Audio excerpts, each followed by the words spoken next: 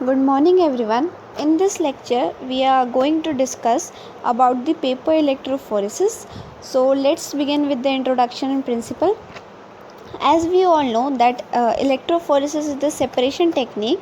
Paper electrophoresis is also a separation technique which is mainly used for the separation of amino acids, protein and peptide. जैसे कि electrophoresis एक separation की technique है, उसी तरीके से पेपर इलेक्ट्रोफोरेसिस भी एक सेपरेशन की टेक्निक है जो मेनली यूज़ होता है amino acids, protein and peptide के सेपरेशन के लिए. The separation of mixture is based on the charge of the sample molecule. यहाँ पर सेपरेशन किस बेसिस पे होगा कि आपके सैम्पल मॉलिक्यूल्स पर चार्ज क्या है. In this technique, the migration of charged particles take place through the paper that is support medium under the influence of electric field. इस टेक्निक में जो माइग्रेशन होगा पार्टिकल्स का वो थ्रू द पेपर और under the influence of electric field. Particle with net positive charge will move towards the cathode while particle with net negative charge will migrate towards the anode. जो positively charge cations है वो migrate करेंगे cathode की तरफ, जबकि जो negatively charge अनायन है वो माइग्रेट करने वाले हैं एनोड की तरफ. Now come to the practical aspects of paper electrophoresis. In paper electrophoresis paper is used as a supporting media. Paper electrophoresis में पेपर एक सपोर्टिंग मीडिया की तरह यूज़ होता है. कौन सा पेपर यूज़ होता है? तो Whatman filter paper grade 3 mm और number 1 are generally use in paper electrophoresis. Prior to use, paper को यूज़ करने के पहले वो पेपर को वॉश किया जाता है distil water followed by 0.1 molar HCl और 0.1 molar EDTA to remove all the impurities. Now the type of the paper electrophoresis based on the voltage applied. Based on the current applied, there are two types of paper electrophoresis. जिस voltage का हम current apply करेंगे उस basis पे दो type की electrophoresis है, एक लो वोल्टेज और एक high voltage. Low voltage electrophoresis 8 to 15 volt per centimetre to 100 to 300 volt across the electrode जाता है, जबकि high voltage 50 to 215 volt per centimetre to 10,000 volt across the electrode जाता है. एडवांटेजेस ऑफ लो वोल्टेज क्या है? Simple and safe technique, low cost technique.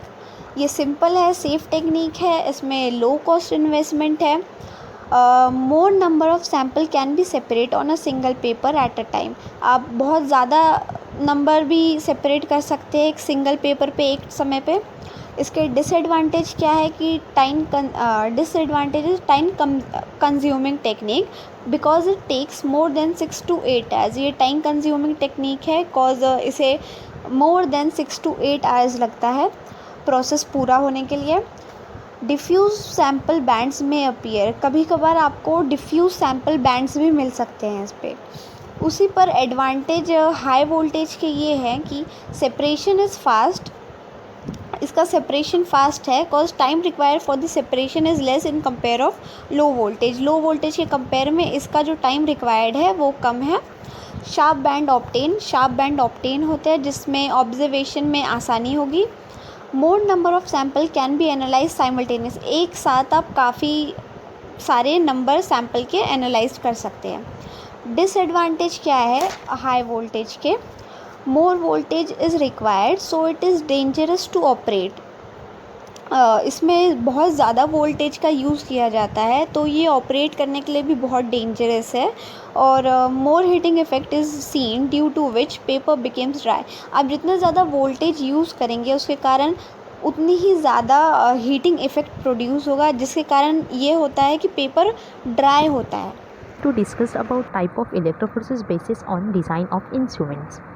There are three types of electrophoresis basis on design of instruments. First, horizontal paper electrophoresis, second vertical paper electrophoresis and third continuous paper electrophoresis. Okay, common चीज़ जो इन तीनों ही process में है वो है power back battery.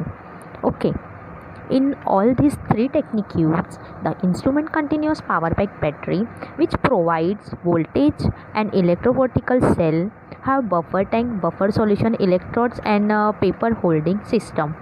So ये जितनी भी चीज़ है वो इन तीनों ही टाइप कि इलेक्ट्रोफोर्सेस में कॉमन है. So let's discuss about the first type of electroforces, paper electroforces, that's horizontal paper electroforces. Okay, in this type of instruments two buffer tanks are present. Horizontal paper electroforces में दो buffer tank present होते हैं. These are connected with each other by glass plate. ये दोनों ही buffer tank एक दूसरे से connect होते हैं ग्लास प्लेट के through. This glass plate is use to hold the paper. इस ग्लास प्लेट का यूज पेपर को होल्ड करना होता है. Buffer tanks are filled with buffer solution. जो बफर टैंक होता है वो बफर सॉल्यूशन से फिल्ड होता है. Electrodes are dipped in the buffer tanks.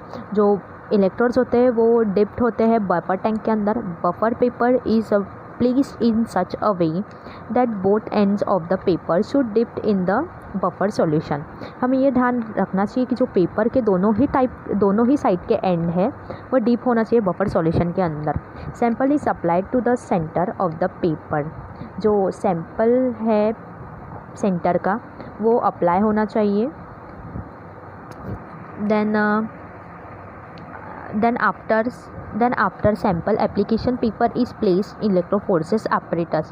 Paper का सैम्पल अप्लाई करने के बाद इलेक्ट्रोफोर्सेस के apparatus के अंदर उसे अप्लाई करना है. then softly cover in place on the instrument. उस इंस्ट्रूमेंट्स को सॉफ्टली कवर करना है. And electrodes are connected to the power bank battery. Voltage to apply across the electrodes and such current will start flowing on the system, and due to the same sample molecules will thus start migrating. After the application of sample separation, the paper is removed from the apparatus derived and visualization is carried out. जो paper है उसको remove कर देना है apparatus के अंदर से और उसे ड्राई करना है for visualisation through. Horizontal paper electrophoresis is use from analytical paper. Analytical paper के लिए हम इसका यूज़ कर सकते हैं हॉरिजॉन्टल पेपर का. Then come to the point vertical paper इलेक्ट्रोफोर्सेस.